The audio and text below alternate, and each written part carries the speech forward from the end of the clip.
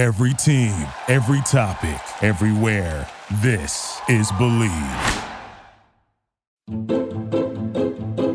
Welcome to Sugar Coated Murder Podcast, a brilliant true crime podcast hosted by two zany sisters, all while baking up delicious treats in their kitchen. Here are your podcast hosts, Karen Devaney and Ann Varner.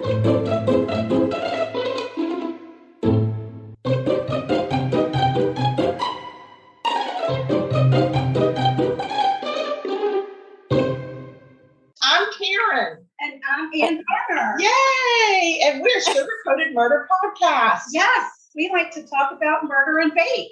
And today is another episode of our Slaying in the Kitchen. Yes. And we have another victim, Slayer. And this is Debbie Q from the Right Shoe Podcast. And we're so excited to have you on with us, Debbie. Oh, thank you so much. I'm so excited to be here. I really am. We just really appreciate that you are brave enough to come and try and keep up with Ann in the kitchen. She's a real wizard. Oh, I put flour on my head for her. It's always For Karen. Yes. You said put flour in your pizza. Yeah, that's what you do. It makes you look like a real good baker. I'm a baker. Oh, gosh, I've been baking. I've been sleeping all day. I love it. Yeah. Okay, so sugar. Yes. What are you going to bake? All right, we are going to make Bananas Foster Muffins. Well, first, Debbie, tell us about yourself. Oh, yeah. Let's hear it. Oh, okay. It's a true crime podcast. I know there's a plethora of true crime out there, but The Right Shoe is about the strange and unusual, especially in reference to a death. And it started because a guy that had passed away in Philadelphia, his name was Matthew Larson. He was like becoming his way to being a big YouTuber. And he passed away. Now, they weren't sure how he passed away at first. It was a complete accident. He actually had climbed up on this big trailer. It was back in the woods, and he fell off of it, and he died. He fell, but he lost his right shoe and they could never find it. And it was something that just bugged the investigators at the time. They were like, it just bugged us that we could never find his right shoe.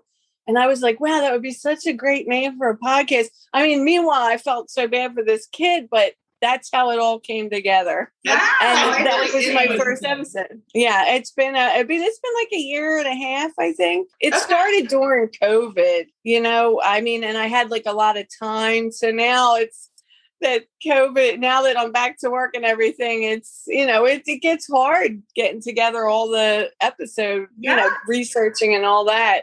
Yeah, I don't think a lot of people know exactly how much goes into doing a podcast with all of the research that you have to do, an investigation into the stories that you need to uncover and make sure you get everything right.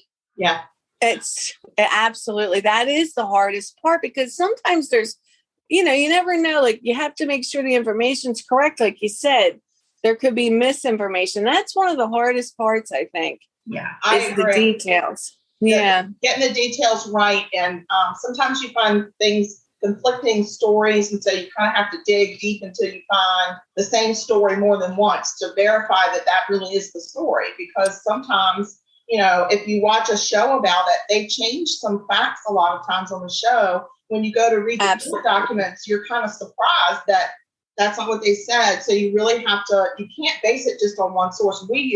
I have a list of sources that I used on the murder case that we're talking about today. I have at least 15 different sources that I read just to write 2 pages of bullets on this. And this case is, because I don't think I ever heard of this case before you guys suggested it. And I am just, it is just terrifying, first of all, but it's, I could imagine, that there could be how it could get convoluted because because so all we're happy to have you. How can people find you? What's your social media and however people contact you? I do have a website, therightshoepodcast.com, and I try to keep up on as much as possible. I might be 2 episodes behind, but all the episodes of my podcast are always immediately uploaded to the rightshoepodcast.com. Okay. Or any podcasting network like Spotify, Stitcher, Apple. And it also, if they want to get in touch with me, they can email me, debbieq@therightshoe.com or therightshoepodcast.com. I'm sorry. But the easiest way is my Instagram, because I'm on Instagram. I think that's the biggest social media that I use. And it's the Right Shoe Podcast __. And that's out. But if they write the Right Shoe in, it usually comes up in Instagram. Nice. Yeah, that's awesome. All right, Sugar, it's back to you. What are you making? What are you going to help Debbie slay today? Debbie and I are going to make Bananas Foster Muffins. I'm so excited. Yeah. So we're going to start out. Yum. We're going to start out making a streusel topping. That's step 1. Okay. Okay. Okay. So you're going to want your mixer and your one mixing bowl. You're going to use a couple of different mixing bowls in this recipe. Okay. So I'll get a mixing bowl, and I do have my mixer available. Okay. I have bananas in the one mixing bowl. Okay. What's that? That's So for the next. Okay. So I have my mixing bowl here. Okay. And in your mixing bowl, you're going to put 1/3 of a cup of flour. 1/3 of a cup of flour. Okay, now I did take everything out, so that's good. Oh, sorry about that. Okay. All right, so that's in the bowl. A 1/4 cup of brown sugar. If you have dark, they call for dark, but I don't usually. I just use whatever I have. That I measured out actually beforehand. Great. So I got that. Then you're going to put in a 1/2 teaspoon of ground cinnamon. Oh, here we go. Okay. And 4 tablespoons of butter. And with that butter, you're going to want to kind of cut it into little pieces to go in. Okay, I gotcha. Should I chop it a little? Like just butter? put it into like little cubes. They don't have to be teeny tiny. Okay, let me get I thought I put out butter. I remember I put it right there. I did take it out. Yes, I was a little prepared. All right, so little pieces and then just put it into the bowl? Yeah, and you'll just kind of toss that around a little bit just to get the butter coated. Oh, I gotcha. Okay, bring you ladies back. And then just get it coated, you said? Just mix it? Yeah. Okay. And then once you get it coated, we're going to get that mixer going. Okay. Now, when you start your mixer, Debbie, start it on the lowest setting and gradually go up. Don't be like me and just hit high and then it goes everywhere. I didn't do that. I'm glad you told me that, or else it would have been, you would have seen a poof of cinnamon and brown sugar. You have more than just flour in your hair. You have butter and all sorts of stuff in there. So the idea is that your mixture, once you start mixing on medium speed, it's going to turn into look kind of like cornmeal. Oh, okay. Okay. So whenever you're ready, you can start that mixer. Here we go. Start your mixer. How's it look? Stop it when it's the consistency of. Yeah, your butter should be in little pieces, nothing bigger than the size of a pea. Okay. All right. It's almost done. Let me just get one more good mix in here. We'll be good to go. I mean, it's looking good. I mean, as long as there's little pieces in there, but it's not. In that bowl, you're going to add in your chopped pecans. Now, this was already measured out. It came as is. Isn't that nice? Yes, I was like, oh my God, it's exactly 1.5 cups. And then you'll just kind of toss the mixture around, cook the pecans. Oh, great. Oh, it looks so yummy. It smells good already in here. So that's going to be our streusel topping for our muffins. Yummy. Oh, it looks, here's what it looks like. I don't know if you can see it. Yeah. Oh, yeah. It looks good. Oh, good. Awesome. All right. So now you're going to need another mixing bowl. And then you need a smaller bowl that you can put your flour and baking soda and stuff in. Okay. So I need 2 mixing bowls, one large, one small? Yes. Okay. All right. So in your smaller bowl, you're going to do your flour. How much flour again? 2 cups. Okay. And that's in the smaller bowl? Yes. 2. Okay. And then you're going to do a teaspoon of baking soda. Okay. All right. Teaspoon of baking soda.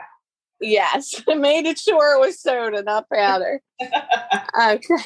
And then a half teaspoon of baking powder. Okay. That's in. All right. So we're going to take a little whisk or fork or something and mix that together. Quick little stir around to mix it. So Debbie, I want to show you what Ann has pre-measured her stuff in. I don't know if you know what these are, but they're antique salt mills that were from our great-grandmother, our grandmother. We've got all sorts of, they're old-fashioned. It's this very old-fashioned thing, but they're crystal.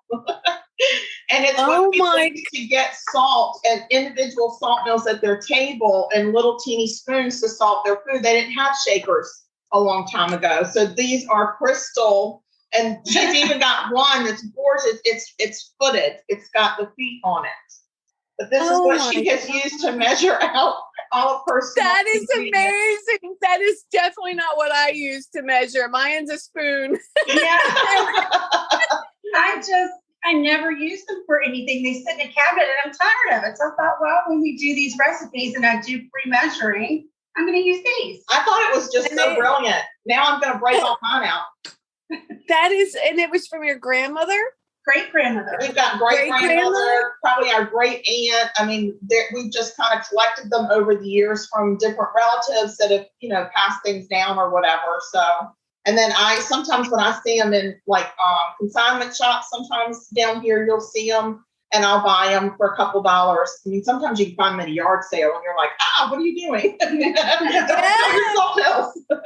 Yeah, why are you? Oh my God, that's so cool. I just thought that was brilliant. When I walked in and saw that she had done that, I just thought, well, that's such a great idea. And we never use them. So now we have a reason. That's right. Oh, they're so like she and fancy. Like, I know it's that way, but they are fancy. We are not. We are not. But if you had a chance to read the book we've never written, you would find that we're very good at it coming across as she. Yes, we come across. Done it all our lives. We were trained to come across like we had money and culture, and we had neither. We had none. Yeah. All right. So now in your bigger mixing bowl, you're going to put your oil in. Oh, it's a half a cup of oil? Yeah. I think I should put a little more in. All good. And then you're going to add 1 egg. Now, Debbie, when you crack that egg, if you're not good at cracking eggs, which I'm not, I always get like a little kind of a ramekin or a dish or even a coffee mug, and I crack that egg in there because that way if a piece of shell gets in, you're not trying to dig through your flour trying to get an eggshell out. Oh, yeah. But if you're a professional egg cracker, you crack away, babe. No, I am not a professional egg cracker in any means. Yeah, and that way, if like in case the egg is bad, then you haven't cracked it into your. I mean, we're risk takers here, but I just like for other people to know that we're not risk takers in the kitchen. That's a good way to just avoid some egg mishaps. Yes. All right. So turn your mixer on. Slowly. Yeah. No egg all over the place. Okay. I'll move my little bowl of cinnamon. And then once you get your mixer going, you're going to add your second egg. Listen, if you need any more kitchen tips from us, feel free to ask your Alexa to play. Oh, that's right. Yes. Yeah, we have, they're called skills. So you add the skill onto your Alexa app and it's called How to Play in the Kitchen. And then every day you ask for a flash briefing and you'll get a tip in the kitchen. And then after that, you're going to add your bananas. Yay, bananas. I get to add the bananas? Yes. Whee! I love smashing these bananas. It was I know, great. isn't that fun? Yes, it is. I loved it. That was a lot of fun. Okay, so my bananas are added. And then you're going to add your vanilla, and that's a teaspoon. Okay, there we go. All right, now you're going to mix that until it's just kind of combined. Okay. The next thing we're going to do is we're going to add the flour and the milk, but we're going to alternate. So we'll add some flour, mix it, and then add a little milk, mix it, add flour, mix it, add a little milk, mix it, and then you're going to end with flour. And how much milk was it? Was it 3 teaspoons or 3 tablespoons? Tablespoons. Okay. 3 teaspoons. We also need, go ahead and add your sugar to the bananas, the white sugar. 1 cup? Yes. Okay. Yes. And that's the granulated, right? Correct. And then mix it? Yeah. Now you're going to do the flour and then mix and then milk and mix. But you're going to start and end with flour. So mix it with the mixer, right? Right. Yeah. Mix it with the mixer. Okay. Debbie, I got to tell you, she's doing a real good job. Woohoo! I'm watching her and the way she's mixing things. I mean, she's just professional. Thank you very much. Martha Stewart, better watch out for this for you. I'm saying. Oh, I love it. Did you always bake? I mean, did you always love baking or? Yeah, we grew up baking with our mom. It's what we did. Oh, that's so age. cool. That is awesome. And cooking. We both cook as well as bake. Baking, I think, is the way that we show love. Cooking is the way that we bring people to the kitchen. Right. To get people to come see us, but we bake so they know when they get once they get here. Oh, that is so nice. That is so sweet. Yeah, it's good to get your sides scraped down, and every once in a while, just take whatever you're mixing with, whether it's and just run it across the bottom too to make sure there's no like sugar or flour stuck to the bottom of the bowl. Oh yeah, great tip. That is great. Right on the money with the tips. I mean, that is advice great. coming left and right, girl. Still look good? Yeah, it's coming good. Okay, perfect.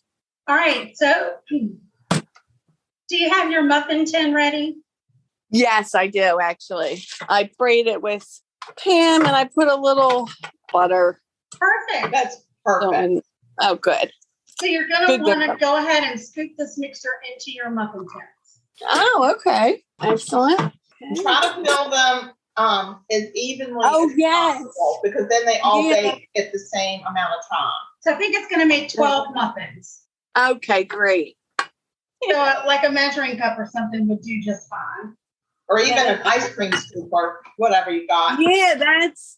I remember you saying that one because I had done another recipe. Oh, yeah, I think you got the sour cream chocolate chip pound cake from us. Oh, maybe. Yes. Oh, it came out so good. I love muffins. That's definitely my thing. Well, you'll be able to take these into work and impress everybody in the office. Yes, I'm going to be so excited. Look what I made all by myself. That's right. I'll wink, wink, wink. Wink, wink, nod, nod. We got you, girl. They won't know. Your secret's safe with us. Yeah. You know, you're talking about your mom. My mom, she was a big baker. I don't know. My sister got the bacon. And then my son comes out and he bakes like fabulously. If he bakes really well, then you probably don't need to bake that much. But, you know, Christmas time, as soon as school would get out, our kitchen would turn into a Christmas baking palooza. And I can remember Mom just lining all of the counters with wax paper and us just turning out cakes and cookies and peanut butter balls and pralines and candy, and we just baked everything. I love peanut butter balls. So that's just one of the things that we just always did with her. That's a great story. You know, that's so, it's like nostalgia. It always brings you back to your childhood and Christmas. Yeah, and for our birthdays every year, we got to pick whatever cake we wanted, but my mom would bake the cake. I mean, she would make us whatever cake we chose, and That was always a big deal. So, Oh, that's so cool. That's a great idea.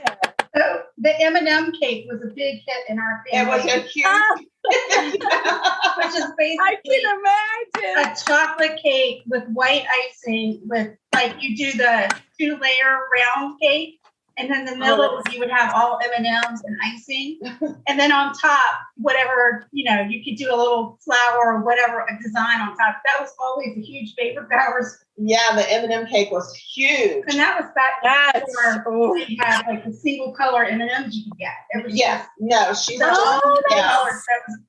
always turned out so fun and festive. It was always very festive, and she was really good. But that was always a big deal for us. Sounds always awesome. I don't know. We just always baked. I think the kitchen was the nucleus of our family home. And as we grew up, it became the nucleus of our family homes too. Yeah. Right. That's great. That's really nice.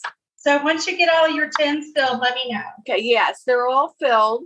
All right. Now we're going to take that streusel topping that we made, and we're going to put that streusel topping on the top of all of these muffins. Okay. Just kind of pour it over as evenly as possible. Yeah, just try to make it even. God, it looks so good. Yummy, yummy. Perfect. How's it looking? Yummy? Yes, extremely. All right, we're ready to put this bad boy in the oven? Yes. Yep, we're going to put them in the oven for 22 to 24 minutes. Okay. So yay! yeah. So we'll let these go ahead and do their baking, and at the end we'll make our glaze. Okay. Yep. So now that we've done the baking bit, now we can talk about murder. Now we can talk about this murder case. It's a juicy one too.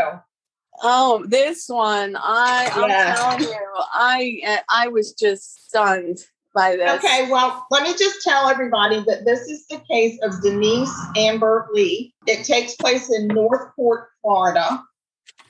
And I'm just going to really quick just run over kind of who Denise was a little bit, because I like to talk about the victim first. Yes. So Denise was the mother of 2 little boys. She had a little boy named Noah, age 2, and a little boy named Adam, and he was 6 months old. She met her husband in high school their senior year. Well, they kind of knew each other. They were in the same class, but they didn't run in the same circles. He was a jock, and she was a real smarty pants. Okay. But they met one night and they started dating, and he couldn't believe that she actually came up and talked to him, because she was like this nerdy math girl, but really pretty. And like he was me. Okay. Math was never your subject ever. So, but the nerdy part fits.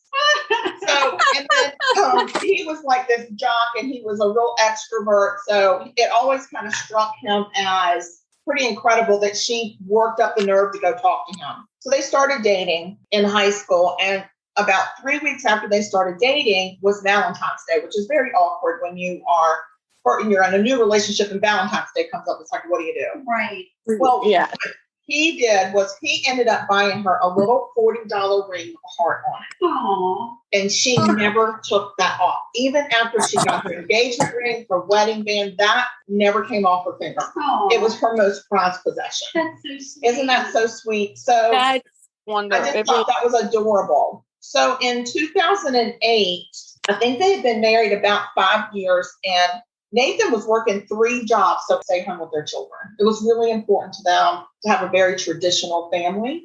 And so she was a stay-at-home mom, and he worked 3 jobs. He was a real go-getter. That's where we're going to start this story, Debbie. Okay. Denise Amber Lee is her whole name. And the reason that I use her whole name is there is actually a foundation called the Denise Amber Lee Foundation. Oh. It's named after her. So, but I'll refer to her as Denise as often as possible, unless I come up with Sally, just because my brain has a short in it, and then I start calling her Sally. She's been hitting the bottom. And I have been drinking a little bit. Okay, so we're going to talk about January 17th, 2008, which will, to me, turns out to be doomsday for Denise. Yeah. There's this 37-year-old guy.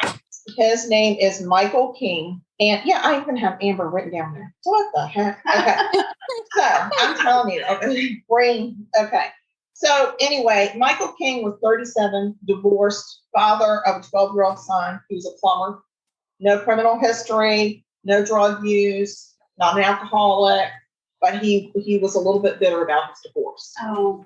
So the morning of the 28th of January 17th, 2008, it was a Thursday. I looked it up. He went to the gun range with a friend that morning, and the guy, his friend, said nothing seemed off with him at all.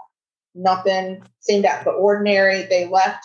They parted ways around noon. Between 1 and 2 o'clock in the afternoon, Denise's neighbor saw a dark green Camaro creeping down the road of their neighborhood very slowly. And she actually noticed that this car had kind of circled around about 5 times in their neighborhood. Oh, wow. Yeah, that would have set me on edge. She was at home alone. It gave her the heebie-jeebies a little bit. Yeah.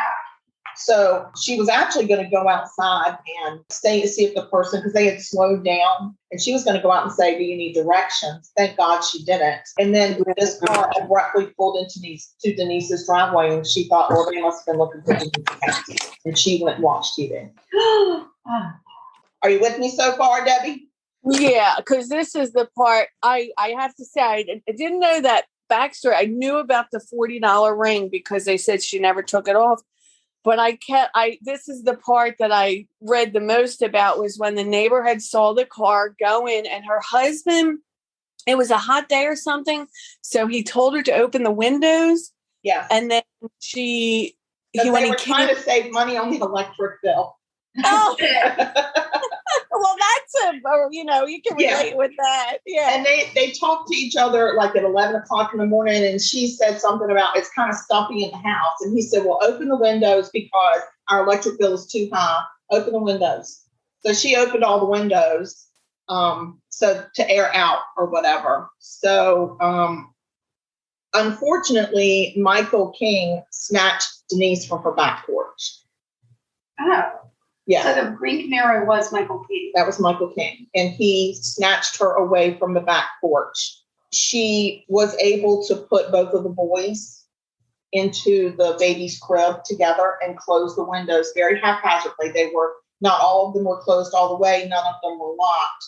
But when her husband got off work, they talked all the time. They're like me and my husband. They talked throughout the day. Right.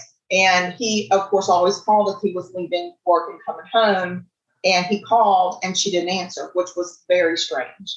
And he said in the 25 minutes that it took for him to get home, he called her 8 times. Oh, wow. And she didn't pick up the phone. And so he immediately thought, this is odd because she's always home. And she didn't mention going anywhere with the boys. They were just going to be at home. There was no reason for her not to answer the phone. And when he pulled up into the driveway, her car was there. And he noticed immediately that the windows were closed. He was like, well, I thought she said she was going to open the windows. So when he went in, he could hear the boys in the bedroom, and both boys were in the baby's crib, which he was thinking, he was like, what is going on? Right. Right. Yeah. So that's terrible. She was actually able to put them together. I think her biggest concern at that point is, I'm leaving these 2 babies alone by themselves, and this man is kidnapping me. So I don't know why he decided to let her do that. It's just weird that he was okay with her being concerned and securing her kids, yet he took her away. And supposedly, according to him, he took her off the back porch. And so people surmised that they were outside playing. Oh. And he came up. And I wondered why. Why did he take her? Why did he pick her?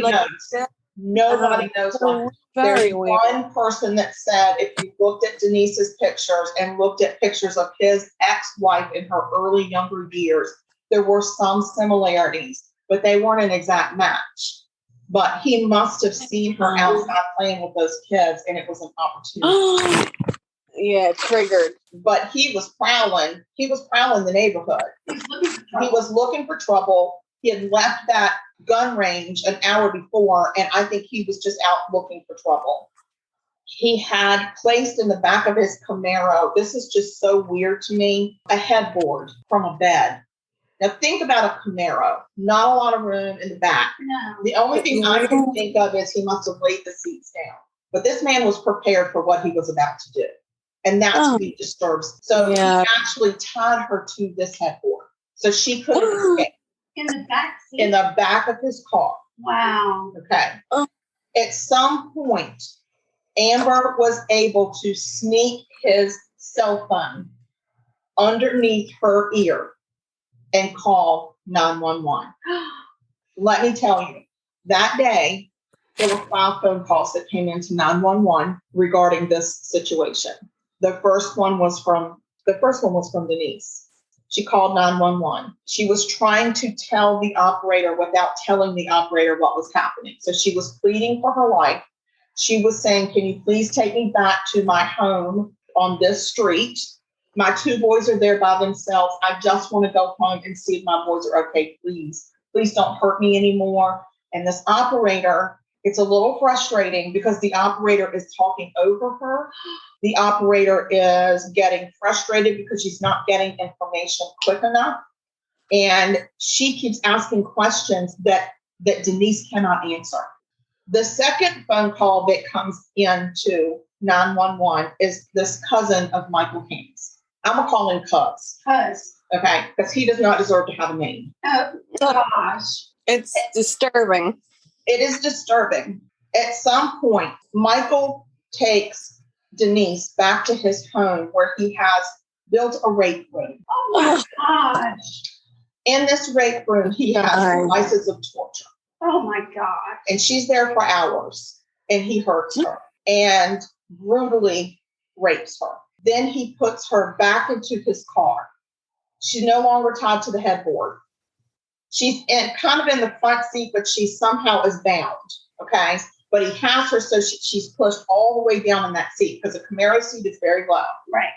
Drives over to the cousin's house, drives up in his driveway and says, I need to borrow from you a shovel, a gas can, and a car. When you think about what I would say if my cousin drove up, I'd be like, that would be a yes. So, I mean, that is like, you're kidding me, right? Oh, and one thing, when you were talking about the 911 call, like you said, the 911 operator said, can you turn your radio down? Yeah, I can't hear you. I was stunned. It was just that broke my heart. It broke my heart. So I watched a show on this called the night that didn't end. It was a show. It was like an ID discovery show. And that's what got me interested in this.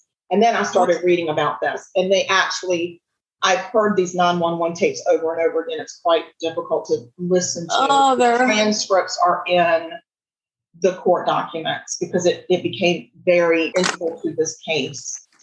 And it is the most terrifying thing I can ever imagine happening because she is literally pleading for her life. He keeps saying, where's my phone? Where's my phone? So he's looking for that phone. And she's like, I don't know where your phone is. Because she had been able to get it between her ear and like on her and lay on it. Right. And so I couldn't see it. And she was busy talking to him, but feeding this operator information. And the operator keeps saying, what kind of weapon does he have? She can't answer that question. Right. She can't answer that. She's just, I just wanted that operator to shut up and listen. Just shut up and listen. Just take your notes and listen. So that's very frustrating. So there's a lot of activity going on because when Nathan, her husband, gets home and he realizes what's going on and calls 911, there doesn't seem to be a lot of urgency. Okay, we'll send an officer out there to talk to you. The next thing that happens is he hangs up and he calls his father-in-law. Denise's dad was a sheriff's deputy in the next county over. Oh. He calls his phone, and the crazy thing is he had been trying to get in touch with Denise all day long. Oh. And he picks up the phone and goes, Nate, are y'all coming over for dinner or not tonight? He said, Denise is missing. And as soon as he said that, that man passed a note to his partner, his sergeant, everybody in that police precinct knew. It's like they were on it. He actually called the police department in the county where Denise was missing and said, I'm her dad, I'm a sheriff in the next county, blah, blah, blah, what's going on? And they're still trying to assess the situation. Oh my God. And he says, my sergeant is sending our entire precinct and helicopters and dogs. We're at the ready. Tell us what to do. Where do we go? And the guy said, well, you're going to need to stand down until we assess the situation. What? It was, talk about, it just was, it was horrible. It was just so bad. It was so bad. This poor man. I mean, I can't imagine what was going through her head. I mean, she was probably thinking about her kid, petrified. And yet brave, so brave to be able to. Yes, absolutely. Grab that phone. Her dad gets so frustrated that he calls a friend of his that is in the media and says, my daughter is missing. This is where her house is. This is where she was taken from. They don't know where she is. Nobody's doing anything. I need this on the street. And the guy gets in his car and drives to Denise's address and then puts it on the air. Wow. Because the other police had not even released any information to the public. Oh my God. You talk about frustrating. Like, this is very upsetting. I hope that they've gone back and this was in Florida. Yes. I hope they've gone back and retrained the people on one center. Yes. So I was just going to say, I hope they like something happened good because of that. You know, it was so poorly and we'll get to that, but it actually did. It really did. Oh, good. I always like to know where Cain has started, something good has grown out of it. And we'll get there. But boy, we have some dirt to go through first. So back at Cuz's house. All right. So Cuz is standing out in the yard talking to Michael King. And he actually lets him borrow a shovel and a gas can and all this kind of stuff. And as Nathan is getting... Not Nathan. No, as Michael is getting into the car, this girl's head pops up and he hears her scream, please call the cops, call the cops. She is screaming. She actually at one point gets out of the car. What? Michael stuffs her back into the car, pushes her head down, and then tells her, now you've really messed it up and you're going to make me take you back to that room. And she says, please don't take me back to that room. She is petrified to go to the rape room. And where is the cousin? He's watching it unfold, and he goes to Michael and starts to the car. And Michael goes, no. It's okay. I've got this. And gets in his car and drives away. So Cuz doesn't call 911 yet. What? He goes in the house and he thinks, I wonder if because Michael had told him my lawnmower is stuck in the ditch. That's why I need all this stuff. So he's like, I wonder if he really does have a lawnmower in the ditch. So he gets in the car and drives over to Michael's house and sees that Michael is not there. And there is no lawnmower. So he's like, oh, this is bad. So he goes to a payphone and he calls 911 for an anonymous tip and says, my cousin was just here. He drives a green Camaro, gave him the description, his name, everything, gave the operator and said, there was a person in the car that I don't think wanted to be in the car. But he came and he borrowed some stuff from me. He borrowed a shovel and all this kind of stuff and then he told him the whole story. So the police immediately go over to that address. They get there. There's nobody there. And they start going through the house because they just like, okay, we're going to go through the house.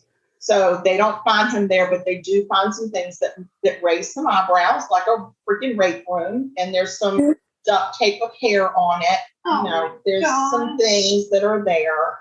I don't know. I just feel like they were really. It was so discombobulated. Like I just don't feel like they weren't very connected. So in the meantime, not at all. Cuz calls his daughter, right? His daughter or his niece. I think it was his daughter, and says the weirdest thing happened. Your uncle came over here, and this is what happened. And I think he had a girl in his car, and she'd been kidnapped, but I'm not sure. This girl, bless her heart, calls 911 and gives them all the details. So good. Gives them everything. Like, this is the address. This is the description of the girl because he described the girl.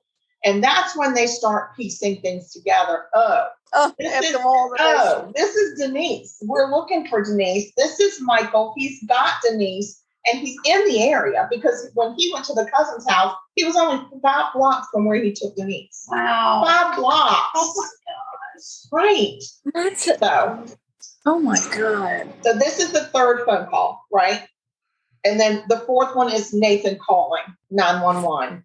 We're going to talk about the fifth phone call. So in the meantime, Michael, he is going back roads. He's staying off the highways. Okay. There was a bolo that was written up for this county to say, be on the lookout for this car, this man, this is what's happening. It's an emergency. The dispatchers never released it to the police. Oh, what?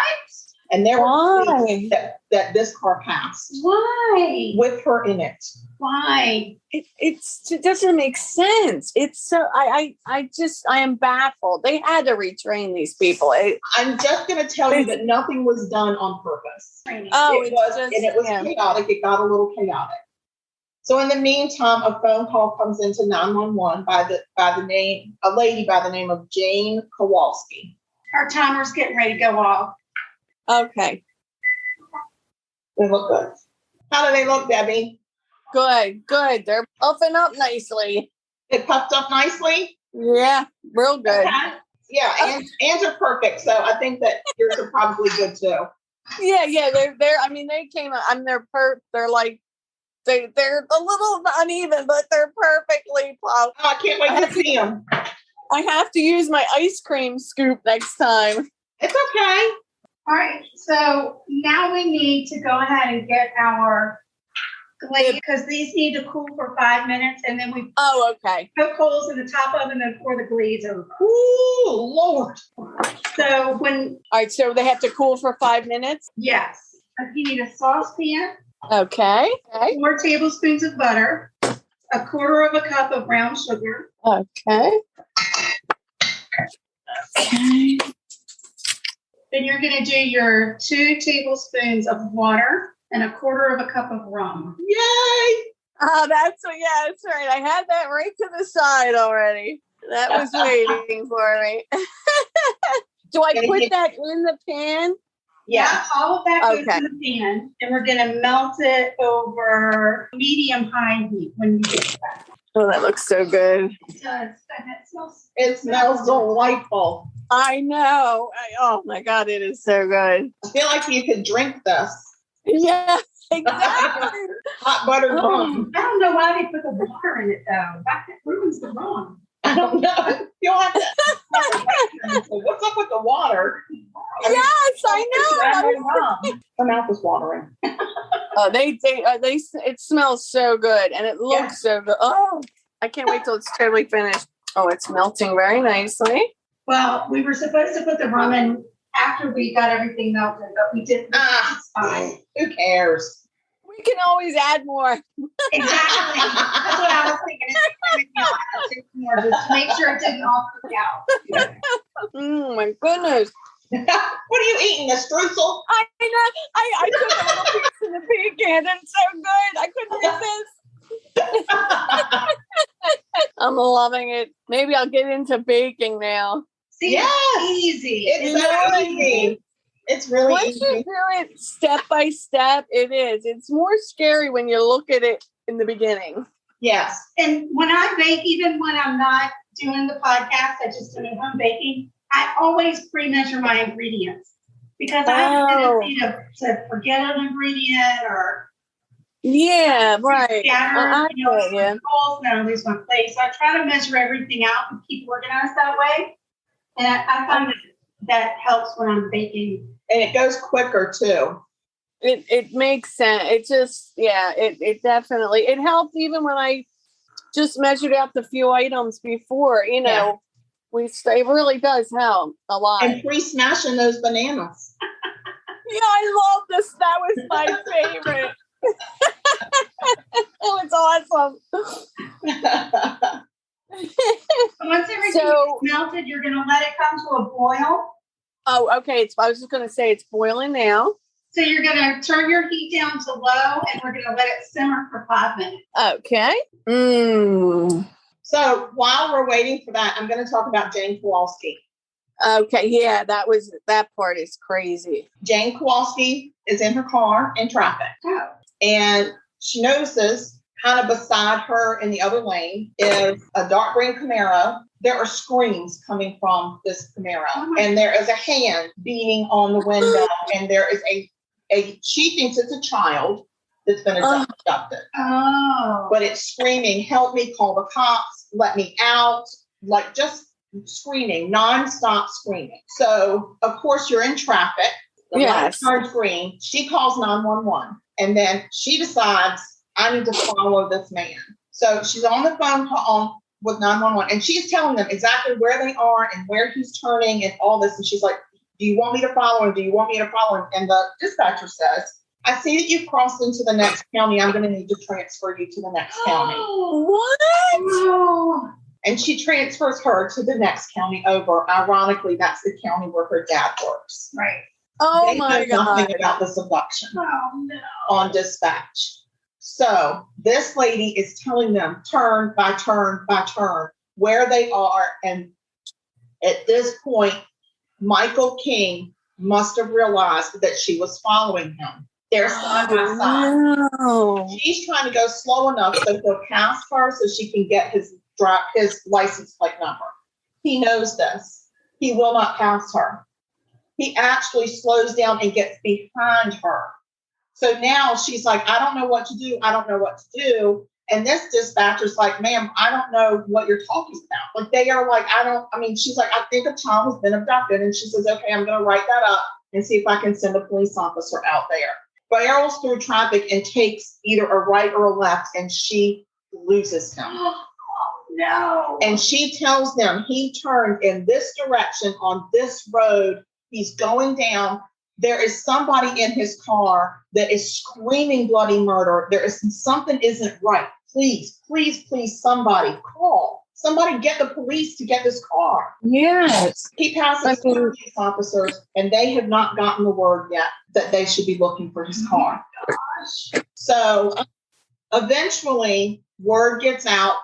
They're looking everywhere for Michael King. And that evening, a police officer sees him in traffic and pulls him over. He gets out of the car. He is wet from the waist down. Oh, no. And there is no one in the car with him. But Oh my God. so they immediately put him in handcuffs. They know he's the guy that they're looking for. And they start looking through the vehicle to see what can we find. So they find his cell phone with the battery out of it because he had figured out that Amber had a cell phone. He had a dirty shovel in the back seat. And he ain't talking. No, I'm sure he's not. He ain't talking. To say. So they're trying to figure out where is she. So they have people in helicopters, people on foot, people on horseback. People are looking all over.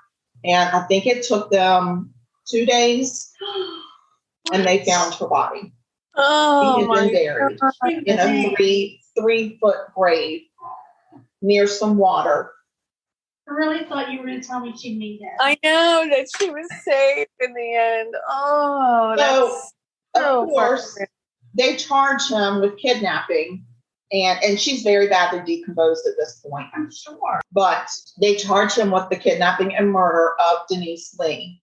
So, just because you make the arrest, the case isn't over. You still got to do the investigation. You still got to put all pieces together.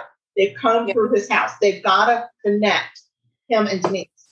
They got to say, because just because they found her body doesn't mean he did anything to her. Right. 5 minutes. Yeah, that's your 5 minutes for your. Oh, okay. You can turn the temperature of your glaze off. Okay. I'm going to add just a titch more rum. Yeah. She believed in rum. A little bit more rum. Yeah, she had like maybe a half a teaspoon or a teaspoon. Yeah, just get the taste in there because we like some rum. yes. Now we're going to take a toothpick. Okay. And we're going to poke holes all over our muffins. Poke the hole, poke the hole, poke the hole, pokey. Pokey, pokey. So just so you know, the next day after Jane Kowalski had been through this with the 911 operators, she called the next day to the dispatcher to find out what happened to Amber. No, to Denise. And that dispatcher had no idea what she was talking about. What the heck? There was just no connection. It was so disconnected. There were so many errors that were made that day. 5 phone calls come in on this case that is active and unfolding by the minute, and they missed it. They missed the opportunity to get her. Oh my God. And they had so many. Yes, they have so many opportunities. So what they do find when they're processing Michael King's car is they find a ring. Oh no. And she had taken that ring that her husband gave her in high school that never came off of her finger. And she had stuck it in the crack of the seat so that they knew she had been there.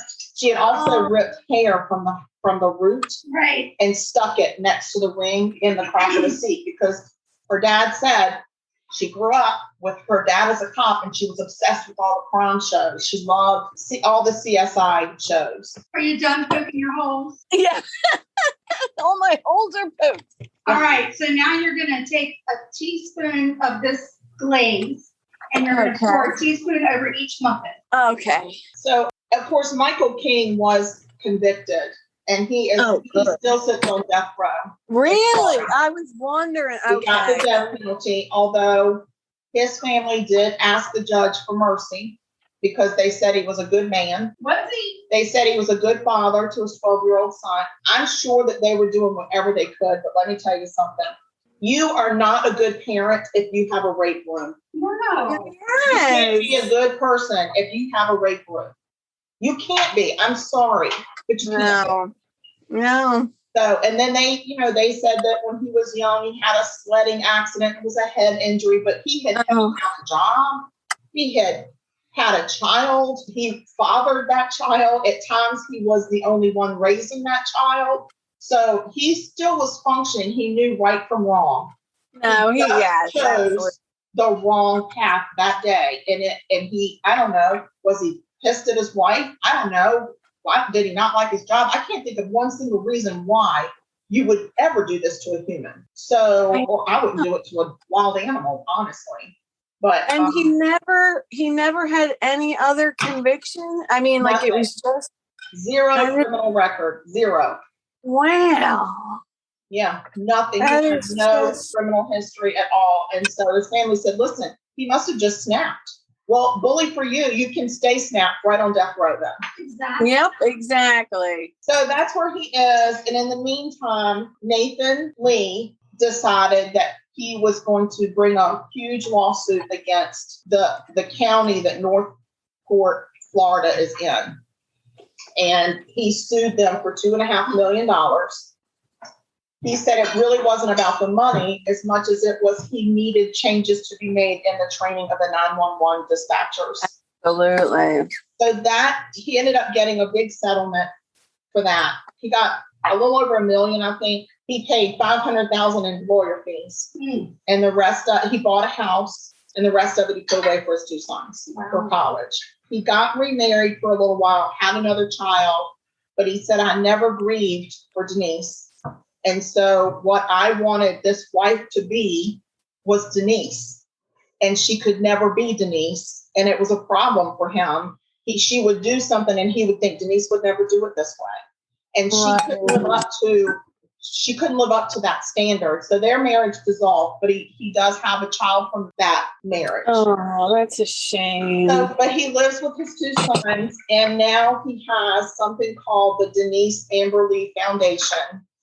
And I think it's DeniseAmberLeeFoundation.org, or it might be DeniseAmberLee.org. And you can donate to this foundation. Originally it started where they were trying to get continuity in the counties in training, because back then in Florida, each county had their own local training. There was no training of everybody on the same standard. So he was able to get a lot of that. But in doing that, he started traveling and speaking. But other states were starting to hire, before Florida really started cooperating with him, other states were hiring him to go in. And he does this full time now. He travels all over the country, and he actually helps write curriculum for the training of these 911 dispatchers. That is. But there were some laws that were new dispatch laws that were passed in Florida, new standards. That's amazing. We now need to take the muffins out of the tins and put them. Do you have a cooling rack? No, but I have a wooden cutting board. Yep. All right, you could do it on the wooden cutting board, but you're going to want to put like parchment paper or wax paper on top of it. Yeah. We're going to end up using the rest of that glaze on top of it. So that glaze is going to drip down. Okay. My sous chef needs to come in and clean my kitchen. Oh, your sous chef is on vacation. I'll be damned. Your sous chef is drunk. She ain't going nowhere. Oh, my goodness. All right, so just put the muffins on top of the wax paper. Yeah. Man, these muffins look so good. They smell delicious. Oh, they look fantastic. Did you get them out? They're on the cooling rack. Now that they're on the cooling rack, you're going to pour that glaze over them again. You eating that streusel again? I know, I can't get enough of it. Me neither. I keep eating it too. Every little piece that falls off. It is so good. It's like candy pecans. It really is. Oh my God, it's so delicious. Oh, So Extra good. just to let our fans know, I found this recipe on sweetpeaskitchen.com. So if you guys want the recipe, you can pull it up there, or you can send us an email and we'll send it to you. Oh my God, they look so good. Now that you've done it, pull one out for yourself to eat. yeah, let's taste them. Right. This is the finished product. Look how good. Debbie, they look amazing. Make sure you send us a picture so I can post it. Yes, definitely. Oh my gosh, this is the best part. And here is Eddie is eating. Yay! Delicious. Oh my God, so good. Is it yummy? I gotta get mine. Hold on. Oh my God, they're outrageous. These are so good. Oh my God. Yummy. The mixture is just, This is gonna be your specialty now. Yes. I'm definitely making them for my kids. Oh, good. Well, Debbie, you slayed it, girl. We did it. Oh, thank you. We're so happy that you did it. Oh, yeah, I'm so happy. This was so much fun. And you know what I was going to say? There was laughter and joy in your kitchen. And that's what baking is all about. That's right. It's so much fun. So much fun. We would bake with you any day. Absolutely. Thank you so much for inviting me. This was outstanding. I had a great, I wish every minute was so much fun.